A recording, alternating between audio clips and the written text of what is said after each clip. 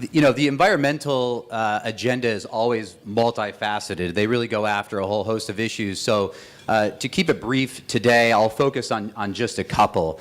And what we've seen this year and in previous years, no different, is really, an assault on in-state energy production, oil and gas extraction, as well as an assault on hazardous waste permitting disposal. So in the end, what we have are increased costs for purposes of gas prices and increased costs for purposes of disposing your waste. So with respect to gas, let me talk about one bill in particular, and that's AB 1882 by Assemblymember Doss Williams from the Santa Barbara area. This bill has been labeled a job killer. What we've seen in the past are attempts to ban a extraction technique called hydraulic fracturing, also known as fracking. Well, SB 4 by Senator Pavley addressed that issue and is currently being implemented on the regulatory side. So after a couple more attempts to ban fracking, now everybody is focused on this issue of underground injection control. Well, what does that mean? This is a program governed by the Federal Environmental Protection Agency, but is implemented through a memorandum of understanding by the Department of Oil, Gas, and Geothermal Resources, also known as DOGGR. And the Underground Injection Control Program governs the disposition of byproduct that comes up through the oil and gas extraction process. So you have a bunch of fluids that come up that you don't need, and so you send it back underground in a very controlled environment. There have been some issues with respect to some administrative issues and some record keeping in the past, but now 1882 is really going after permitting for purposes of the underground injection control program, and making it essentially impossible to be able to do it. And when it's impossible to send your stuff back underground, it's impossible to extract it in the first place.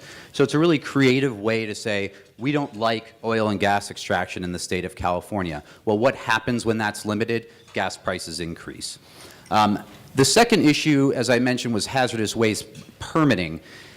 This really became a hot issue with the Exide battery factory down in Vernon, California.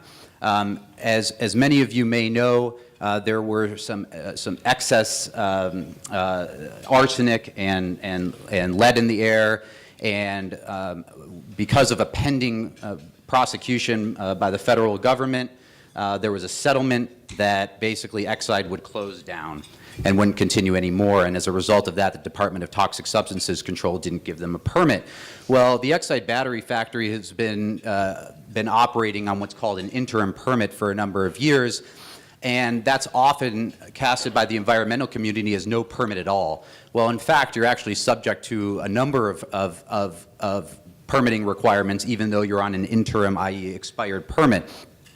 And so what the environmental community is trying to do now is say, you either have to have a full permit or you ought to go out of business. And so the nature of permitting hazardous waste facilities is extraordinarily complex, extraordinarily controversial.